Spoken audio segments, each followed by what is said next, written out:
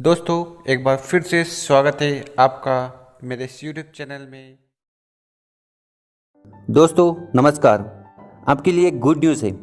वो ये है कि गवर्नमेंट ऑफ इंडिया ने डायरेक्ट सेलिंग कंपनियों के लिए एक बड़ा निर्णय ले ही लिया। कंज्यूमर अफेयर मिनिस्टर ने consumer protection direct selling rules 2021 बना दिए हैं। अब ये डायरेक्ट सेलिंग इंडस्ट्री भी इंडिया में रजिस्टर्ड होगी, बाकी दूसरी इंडस्ट्री की तरह। तो दोस्तों, जिसका हमें 25 सालों से इंतजार था, वो पल 2021 में आ ही गया। और जो लोग MLM और डायरेक्ट सेलिंग के नाम पर बकवास या फालतू का कचरा फैलाते थे, उनके मुंह पर अब हमेशा के लिए ताला लग जाएगा।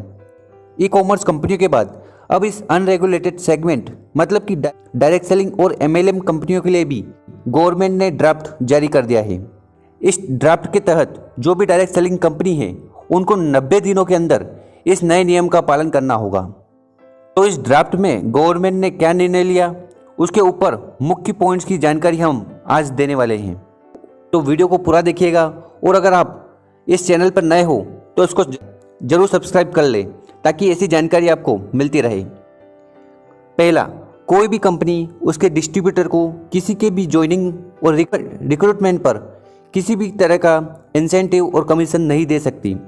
मतलब गवर्नमेंट बोल रही है कि आपको आमदनी डायरेक्ट सेलिंग कंपनी में प्रोडक्ट के बिक्री और सेलिंग पर ही होनी चाहिए। इस नए नियम के अनुसार कोई भी डायरेक्ट सेलिंग कंपनी किसी भी प्रकार की ज्वाइनिंग और लोगों को जोड़ने पर पैसा नहीं दे सकती। अगर कोई कंपनी ऐसा करती है तो गवर्नमेंट उस पर सख्त कानूनी कार्रवाई करेगी। दूसरा, जो लोग इस बिजनेस में पार्टिसिपेट करते हैं, उनके पास 30 दिनों का कूलिंग ऑफ पीरियड होना चाहिए। अगर कोई व्यक्ति कंपनी को ज्वाइन करने के बाद मन बदले कि मुझे इस बिज़नेस को नहीं करना है, तो उस डिस्ट्रीब्यूटर पर किसी भी प्रकार की पेनल्टी नहीं लगाई जा सकती।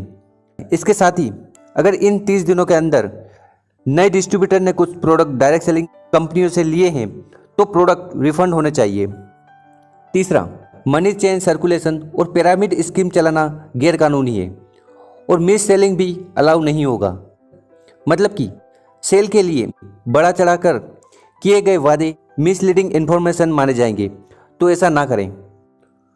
चौथा, किसी भी डायरेक्ट सेलिंग कंपनी को department for promotion of industry and internal trade यानी कि DPIIT में अपने आप को रजिस्टर करना होगा, और साथ में उस कंपनी को जो भी रजिस्टर नंबर दिया जाएगा, तो कंपनी को वह रजिस्टर नंबर उसकी वेबसाइट और हर एक इनवॉइस में मेंशन करना हो कंपलसरी है।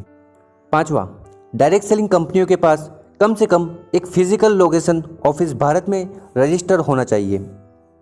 छठवां, जो भी डायरेक्ट सेलिंग कंपनी होगी, उसको चीफ कंप्लायंस ऑफिसर मतलब कि अनुपालन अधिकारी, ग्रीवांसेस रिड्रेसल ऑफिसर मतलब कि शिकायत निपटान अधिकारी, और नोडल कॉन्टैक्ट पर्सन को अपॉइंट करना अनिवार्य होगा।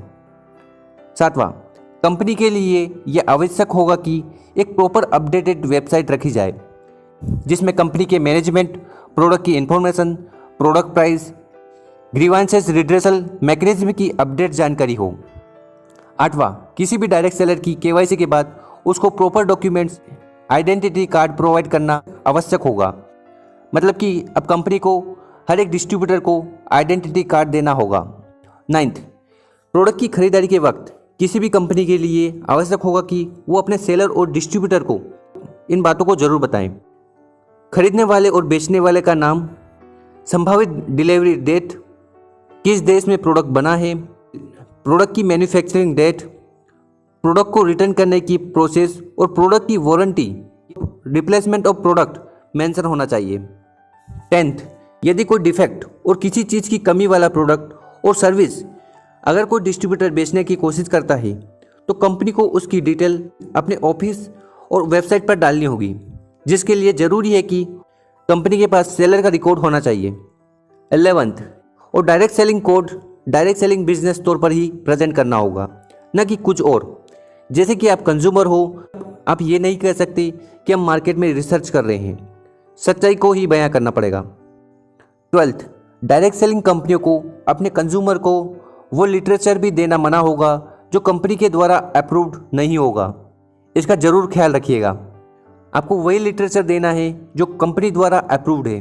13th, इस ड्राफ्ट में एक और बड़ी बात है जो लोग किसी क्राइम के लिए गिल्टी हो या दिवालिया हो या मानसिक तौर पर अस्वस्थ हो, वे इस बिजनेस को नहीं कर सकते। 14th, और यदि कोई सेलर प्रोडक्ट को e commerce site, market place जैसी जगह पर लिस्ट करता है या सेल करता है तो उसे पहले कंपनी से लिखित में अनुमति लेनी होगी, नहीं तो ये काम गैरकानूनी माना जाएगा। तो दोस्तों, ये थी गुड न्यूज़। तो ये कदम उठाने के बाद अब इंडिया भी उन देशों में शामिल हो जाएगा जहां पर डायरेक्ट सेलिंग इंडस्ट्री रजिस्टर्ड है, और बहुत जल्दी ही हमारे देश में ये सरकार से मान्यता प्राप्त कर चुकी इंडस्ट्री बन जाएगी। तो ये बात कही है IDSA ने। IDSA मतलब इंडियन डायरेक्ट सेलिंग एसोसिएशन, जो कि रेगुलेट करता है और उनको रजिस्टर करता है डायरेक्ट सेलिंग MLM कंपनियों को। तो दोस्तों, इससे जुड़ी जानकारी हम आपको आगे भी देते रहेंगे। और मैं आपको बता दूं, अब से वो सारी कंपनियां चलेगी जिसके पास प्रोडक्ट्स है, और बाकी जिनके पास प्रोडक्ट्स नहीं है उनका क्या होगा उसका पता हमें चल जाएगा। तो जिसके पास प्रोडक्ट्स है उनको चिंता करने की बिल्कुल ज़रूरत नहीं है। तो दोस्तों, उम्मीद करता हूँ दी हुई जानकारी आपको अच्छी लगी होगी।